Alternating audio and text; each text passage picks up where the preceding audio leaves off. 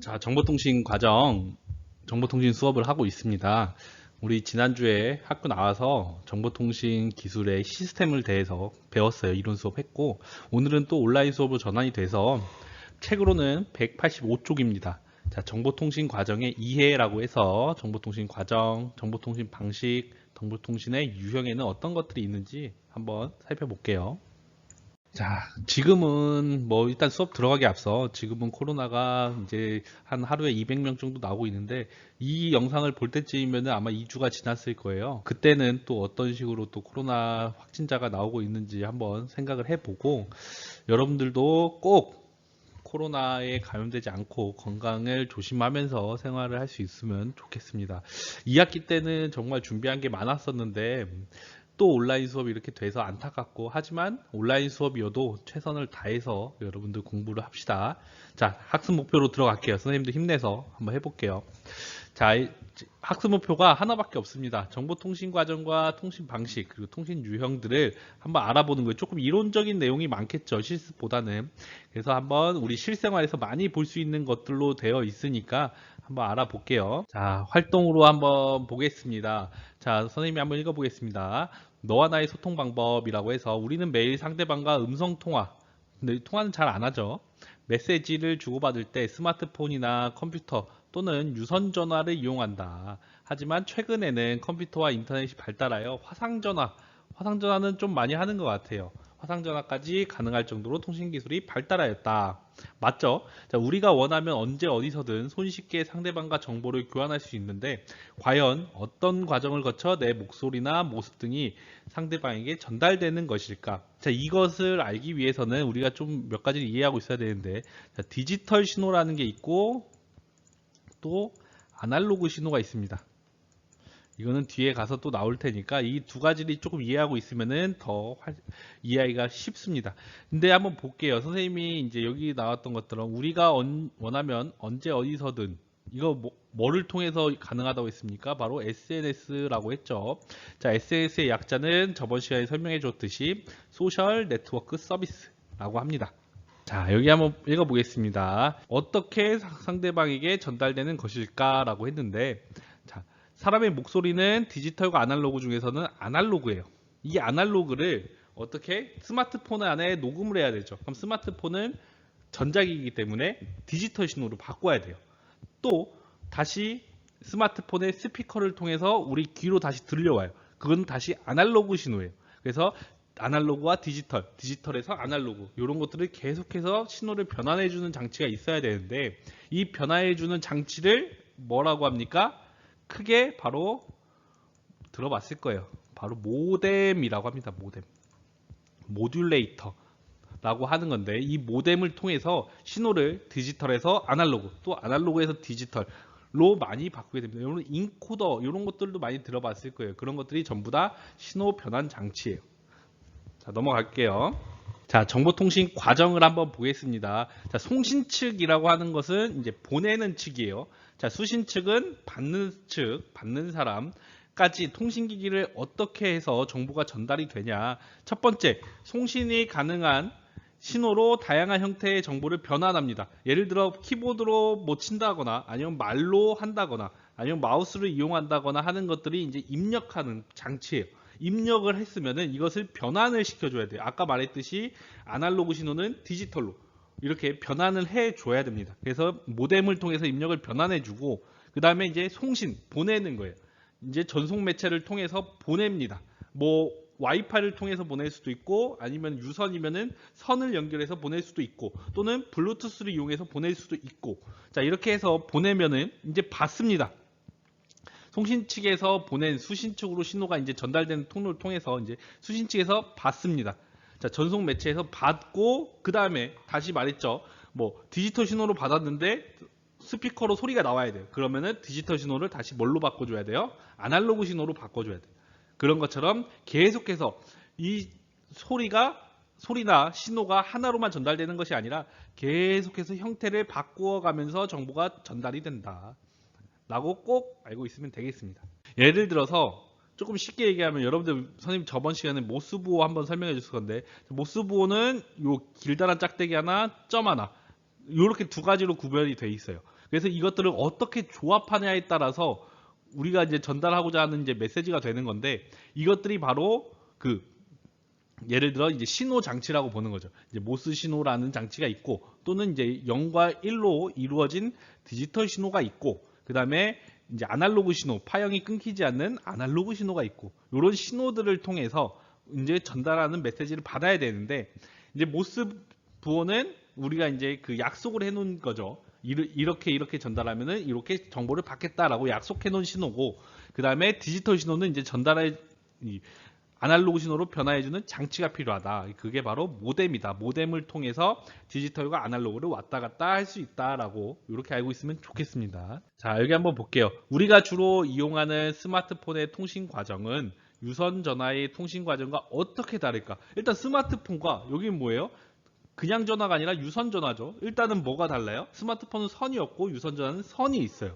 일단 그거부터 다릅니다. 자, 스마트폰의 경우 무선으로 신호를 기지국으로 전송하고, 그 다음에 유선으로 전화 교환국에 연결된다. 그러니까 유선으로 그 기지국 있죠. 여러분들 뭐 SK면 SK, LG면 LG, KT면 KT처럼 기지국에 무선으로 간 다음에 그 기지국 안에서 유선으로 전화국에 연결이 되고, 하지만 유선 전화의 경우에는 선이 없으면 당연히 안 되겠죠. 이 케이블, 여러분들 집에 전화기가 많이 요즘은 없는데 학교에 전화기 많죠. 전화기 보면은 다 선이 연결돼 있어요. 그래서 유선으로 전화 교환국에 연결된다. 요 차이가 있습니다. 넘어가겠습니다. 자, 이제 여기는 이제 책 몇 쪽이냐면은 186쪽. 여기 조금 중요한데, 정보의 통신 방식은 크게 단방향 통신과 양방향 통신으로 나뉘어요. 일단 말만 봐도 조금 이해가 되겠죠. 단방향, 한쪽 방향, 또 양방향, 쌍방으로 보내는 통신. 일단 단방향 통신에는 뭐가 있습니까? 송신 측, 보내는 측은 일방적으로 정보를 보내기만 하고, 수신 측, 받는 측은 받기밖에 못하는 거예요. 뭐 예를 가장 대표적인 게 이제 라디오 방송도 있고 텔레비전 방송도 있는데, 뭐 이런 학생들도 있었어요. 라디오 방송이라고 하면은 이제 라디오는 누가 그 MC가 뭐 DJ라고 하죠. DJ가 이제 사연을 읽어주거나 노래를 틀어주거나 이렇게 하는데, 근데 시청자, 청취자도 라디오에 참여를 할 수는 있어요. 뭐 문자를 보내거나 요즘은 보이는 라디오라고 해서 채팅을 친다거나 하는 식으로 많이 발전을 했습니다. 그런데 이제 고전적인 라디오 방송은 일방적 전달이에요. 물론 라디오 방송도 그 막아놓는 모든 라디오가 전부 다 이렇게 뭐 실시간 채팅을 하는 건 아니죠. 채팅을 막아놓을 수도 있는 거니까. 그 다음에 텔레비전 방송도 마찬가지예요. 예전에는 뭐 KBS, MBC, SBS에서 일방적으로 쏴줬어요. 근데 요즘은 여러분들 알다시피 특히 홈쇼핑 같은 데서 많이 발달이 돼 있는데, 리모컨으로 뭐 실시간으로 주문을 한다거나 아니면은 뭐 실시간으로 정보를 더 찾아본다거나 스마트 TV가 발달이 돼서 그렇게 양방향으로 발전해 나가고 있는 추세입니다. 추세예요, 추세. 자, 넘어가겠습니다. 자, 그 다음에 이제 양방향 통신이에요. 양방향 통신에는 다시 두 개가 있는데, 첫 번째 반이중 통신, 두 번째 전이중 통신이 있습니다. 자, 반이중 통신은 양방향이니까 일단 송신자도 정보를 보낼 수 있고 수신자도 정보를 보낼 수 있다라는 게 공통된 내용이고, 근데 그 중에서 이제 반이중은 송신자가 보낼 때 이 수신자는 가만히 있어야 돼요. 대신에 정보를 다 받고 나면은 그때 수신자도 보낼 수 있다는. 그래서 한쪽에서 정보를 보낼 때는 반대쪽에서는 정보를 보낼 수 없다. 예를 들어 가장 대표적인 게 이제 무전기가 있습니다. 무전기. 그래서 무전기 끝에는 뭐라고 합니까? 뭐 알았다 오버, 뭐 라저댓 이렇게 얘기를 하나요? 이 얘기를 왜 하냐면은 내 얘기는 이제 끝났다라는 거예요. 내 얘기가 끝냈으니까 너도 얘기를 해라. 할 거 있으면 얘기해라라는 뜻이야. 알겠죠? 그다음에 무전기 말고 선생님이 생각을 해봤는데, 여러분들 모를 수도 있어요. 그 종이컵으로 연결된 종이 그 전화기가 있는데, 그것도 반이중 통신이에요. 종이 전화기는 실로 이렇게 종이컵 양쪽에 실을 연결해서 길게 이제 뚫은 건데, 말하면은 그 실을 타고 와서 소리가 들립니다. 근데 그거는 동시에 얘기하면 안 들려요.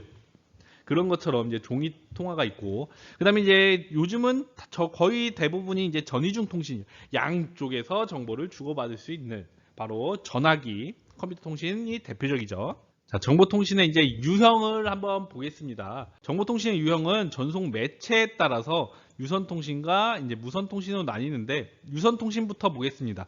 자, 유선은 말 그대로 선이 있다라는 거예요. 근데 이 선에도 종류가 엄청나게 많습니다. 자, UTP 케이블은 가장 싼 거예요. UTP는 언쉴드 트위스트 페어라고 해서 꼬인쌍선이에요. 꼬인쌍선. 한글로 하면은 꼬인쌍선입니다. 가장 대표적으로 볼 수 있는 게 컴퓨터에 들어가는 여러분들 랜선 있죠? 랜선. 그 랜카드에 연결하는 랜선이 바로 이 UTP 케이블이에요. 그 다음에 이제 동축 케이블. 이것보다 훨씬 속도가 빠릅니다. 자, 주파수의 범위가 넓어서 장거리 통신망이나 케이블 텔레비전 등에 사용한다. 라고 되어 있는데, 이제 요거는 여러분들 아마 TV에 많이 쓸 거예요. 동축 케이블은 TV에 쓰면은 이제 화질도 좀 좋아지고 속도도 빨라지는 그런 것이고, 그 다음에 광 케이블이 있습니다. 요거는 이제 인터넷으로 해서 광 케이블이 해저 그 예를 들어 태평양과 뭐 인도양, 대서양 요 해저에 전부 다 깔려져 있어요. 그래서 나라와 나라를 연결하는 이동 인터넷 통신의 매체가 되고 있습니다. 해저 통신이라고 해서 엄청나게 큰 공사를 했겠죠. 자, 그래서 신호에 간섭이 없고 정선 속도가 엄청나게 빨라서 초고속 통신망에 사용을 합니다. 자, 그래서 이렇게 발달을 했고, 그 다음에 무선 통신 한번 볼게요. 자, 무선 통신에는 대표적으로 이렇게 세 가지가 있습니다. 자, 라디오파, 마이크로파, 그 다음에 적외선. 자, 라디오파부터 보면은 전방향성을 가진다. 얘를 온통 가는 거예요. 뭐 그 한쪽 방향성이 아니라 내가 여기서 앞에서 틀어도 뒤에서도 전파를 잡을 수 있고 이 앞에서도 받을 수 있고, 그래서 가장 대표적으로 이제 라디오나 TV 방송, 무선 전화에 사용하는데, 여러분들 그 재난 영화 보면은 가장 먼저 챙기는 게 있어요. 가장 재난 영화에서 가장 뭐 통신의 매체로 가장 잘 나오는 게 스마트폰이나 뭐 컴퓨터, 노트북 이런 게 아니라 바로 라디오파입니다. 라디오파. 라디오에서 들리는 그런 것들이, 라디오는 예를 들어 이런 전파 같은 거는, 마이크로파 같은 경우에는 전파의 간섭으로 인해서 뭐 재난이 발생되거나 전쟁이 발생되면 전파가 쉽게 끊길 위험이 있어요. 하지만 라디오파는 여기 나왔듯이 전방향성을 가지고 전파도 만들기가 쉬워서, 그래서 재난 영화나 전쟁 방송 같은 경우에는 이 라디오파가 많이 나오고, 자, 그 다음에 마이크로파를 보겠습니다. 마이크로파. 자, 마이크로라는 뜻은 굉장히 짧다라는 거예요. 뭐가 짧다라는 거면은 이제 파장이 짧다라는 뜻인데, 뭐보다 짧냐? 라디오파보다 짧다라는 뜻으로 마이크로라는 이름을 붙인 거예요. 그래서 마이크로파가 됐고, 자, 이거는 이제 단방향성을 가진다. 단방향성이라고 해서 이제 직진성을 가진다라고 보면 좋아요. 그럼 직진성을 가지는 게 뭐가 더 좋냐? 바로 신호가 훨씬 더 뚜렷하고 강하다라는 거예요. 그리고 라디오파는 이제 전방향성을 가지니까 신호가 멀리 날아갈 수도 있고, 하지만 신호가 조금 뭐 안 잡힐 때도 있고 약할 때도 있는데, 마이크로파는 직진성을 가져. 그래서 단방향성을 가져서 신호가 라디오파보다 훨씬 강하고 강하고 뚜렷하다. 그리고 이동통신, 여러분들 스마트폰이나 위성통신에 많이 사용하고 있습니다. 자, 그 다음에 이제 쓰는 게 적외선이에요. 적외선. 자, 적외선은 여기 나와 있듯이 뭐에 가장 많이 써요? 리모컨으로 씁니다. 리모컨. 자, 이 마이크로파에는 다시 마이크로파로 돌아오면 여기는 이제 와이파이 같은 거에 있을 수도 있고 하는데, 자, 리모컨은 초창기에는 뭘로 만들었냐면은 적외선으로 만든 게 아니에요. 적외선은 이제 차후 완성된 그 리모컨 파로 이제 선정이 된 거고, 리모컨을 이제 만들었을 때 처음에는 초음파를 썼어요. 초음파. 자, 초음파를 이용해서 신호를 변환했습니다. 근데 초음파는 문제점이 뭐예요? 바로 귀가 예민한 사람들은 이 초음파가 들리는 거예요. 엄청나게 시끄럽고, 또는 우리 사람 귀엔 안 들려도 어디 귀엔 들립니까? 뭐 여러분들 알죠? 동물 귀엔 들려요. 그래서 집에서 살고 있는 강아지가 굉장히 고통스러워하는 부작용이 있었어요. 그래서 초음파는 안 쓰게 됐고, 그 다음에 전파를 썼습니다. 전파라고 해서 이제 마이크로파나 요 라디오파를 썼어요. 리모컨에. 근데 그랬더니 어떤 문제점이 생깁니까? 여러분들, 선생님 여기 와이파이라고 아까 설명을 했는데, 이 와이파이는 벽을 뚫고 지나가요, 안 지나가요? 벽을 뚫고 지나가요. 왜? 와이파이가 거실에 설치되어 있어도 내 방에서는 와이파이가 잡히죠. 물론 신호가 조금 약해지긴 하지만 벽을 뚫습니다. 근데 그래서 이제 전파를 썼더니 문제점이, 내 방에서 TV를 이렇게 신호를 돌렸더니 거실에 있는 TV가 막 돌아가는 거예요. 그런 문제점이 생긴. 그래서 안 되겠다. 그래서 찾아낸 게 이 적외선입니다. 적외선. 그럼 적외선으로 쓰는, 리모컨을 적외선으로 쓰는 이유가 여러 개가 있는데, 이제 적외선은 여러분들 알고 있죠? 빛에서 나오는 선이에요. 빛에는 세 가지 선이 있습니다. 자외선, 가시광선, 적외선이 있어요. 그 중에서도 이제 적외선을 쓰는 건데, 적외선을 쓰는으로써 이제 장점이 가격이 쌉니다. 가격이 싸고, 두 번째는 뭐예요? 만들기가 쉬워요. 만들기가 쉽고, 세 번째로는 간섭을 안 받아요. 이게 중요합니다. 적외선은 이제 고유의 그 리모컨마다 설정해 놓은 그 빛의 그 주파수가 있어서 그 주파수를 맞추지 않는 이상은 채널이 뭐 돌아가지도 않고 그래요. 그래서 간섭이 없다는 거. 뭐 스마트폰을 아무리 만져도 TV가 채널이 돌아가지 않는 것처럼 간섭이 없다. 근데 대신에 그런 건 있더라고요. 자, 이거는 이제 선생님이 실제 겪고 TV하고 이제 선생님은 이제 TV를 보고 있는데 선풍기를 이렇게 틀어놨어요. 그래갖고 TV 채널을 돌리니까 이 선풍기도 리모컨이 되는 이제 그런 거였어요. 근데 TV 채널을 돌리니까 선풍기에 강약이 막 조절되더라고요. 이거는 뭐야? TV 채널의 어느 부분의 적외선과 이 선풍기의 적외선을 같게 설정을 해놓은 거예요. 우연의 일치겠죠. 우연의 일치로 같아져서 TV 채널을 돌릴 때마다 선풍기의 그 강약이 계속 강약 중 아니죠. 강약 중으로 계속 바뀌더라. 이런 경우도 있습니다. 그런 것처럼 그래서 이제 라디오파, 마이크로파, 적외선 이런 것도 이제 무선 전송 매체고 넘어가겠습니다. 그다음에 신호를 분류해 볼게요. 아까 말했죠. 아날로그 신호부터 할게요. 아날로그와 디지털이 대표적으로 있는데 아날로그 신호는 시간에 따라 연속적이에요. 끊기지가 않는 신호다. 가장 대표적인 게 선생님이 말하는 이 소리나 아니면 파장, 뭐 물결 이런 것들이 이제 아날로그 신호인데 뭐 바늘로 나타내는 시계라고 해서 시계가 이렇게 있죠. 이렇게 시계 좀 이상한데. 자, 요거는 뭐예요? 똑딱똑딱똑딱 시간이 가죠. 끊기지 않아요. 뭐 여기서 있다가 갑자기 이렇게 가는 게 아니라 여기 천천히 움직입니다. 그래서 아날로그 시계라고 하고 순주로 나타내는 온도계. 이건 뭡니까? 온도계가 이제 빨간 선은 이렇게 있을 거예요. 여기 빨간 선이 있으면은 온도계가 왔다 갔다 하죠. 이 수온의 높이에 따라서 온도계를 이제 측정할 수 있는데 이 수온의 높이가 갑자기 여기 가만히 있다가 팍 커지지 않죠. 천천히 올라가는 그 연속성을 지닙니다. 이런 게 이제 아날로그 신호고 그 다음에는 이제 디지털 신호입니다. 디지털 신호. 자, 디지털 신호는 0과 1로 이루어졌어요. 우리가 이제 흔히 말하는 이진법이라고 합니다. 우리가 쓰고 있는 우리 사회생활에서는 몇 진법을 씁니까? 우리는 0부터 9까지 쓰죠. 바로 10진법이라고 해요. 10진법을 쓰는데 이 디지털 신호는 0과 1로 이루어져 있다. 그러면은 왜 디지털 신호는 10진법, 우리가 쓰고 있는 10진법으로 안 쓰고 왜 10진법을 쓰면은 훨씬 더 이해하기가 쉽겠죠? 왜 우리가 쓰고 있으니까. 근데 왜 2진법으로 썼을까요? 많은 사람들이 있을 건데 2진법이 훨씬 뭐가 빠릅니까? 속도가 빨라요. 정보를 처리하는 속도가 훨씬 빠릅니다. 왜? 0과 1밖에 없으니까. 그래서 이 이진법을 쓰게 됐습니다. 넘어가겠습니다. 전자기기는 전부 다 디지털 신호예요. 전부 다라고 하긴 좀 그렇고 이제 대부분 디지털 신호입니다. 여기 한번 볼게요. 컴퓨터의 정보통신 방식은 뭘까요? 바로 양방향 통신 중에서 뭐예요? 전이중 방식이겠죠. 양방향 통신이라고 나왔네요. 그 다음에 컴퓨터의 정보통신 매체는 여러 개가 있어요. UTP 케이블, 아까 말했던 랜선이 있을 수 있고, 또 동축 케이블을 다룰 수도 있고, 광 케이블을 다룰 수도 있고, 그 다음에 이제 전파. 왜? 노트북 같은 경우에는 와이파이를 잡죠. 전파를 사용할 수도 있다. 정보의 통신 과정은 송신자, 입력 변환, 그 다음에 아까 뭐 나왔죠. 송신, 그 다음에 전송 매체, 그 다음에 수신이 되겠죠. 수신의 순서로 이루어진다. 자, 유선전화의 통신 과정 중 수신된 신호를 원래의 목소리로 변환하는 단계는 뭡니까? 바로 출력 변환. 이런 식으로 문제가 나갈 수 있다라는 거예요. 우리가 또 2학기 때도 아마 시험을 안 볼 건데 수행평가를 여러 개를 진행하려고 계획 중이에요. 그래서 수행평가에 하나로 이런 형성평가를 낼 수도 있다라는 점. 그래서 이론을 너무 게을리하면 안 된다. 물론 실기가 중요하지만 이론도 당연히 중요한 거다라고 꼭 알고 있으면 좋겠습니다. 자, 이거 마지막 볼게요. 보기에 설명하는 양방향 통신 중 방식은 전화나 컴퓨터 여기서 끝났죠. 바로 전이중 방식이겠죠. 전이중 방식.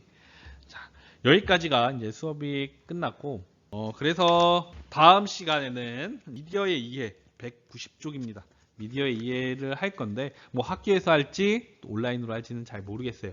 그래서 어디서 하든 우리는 항상 열심히 수업을 한번 진행해 봅시다. 자, 고생했습니다.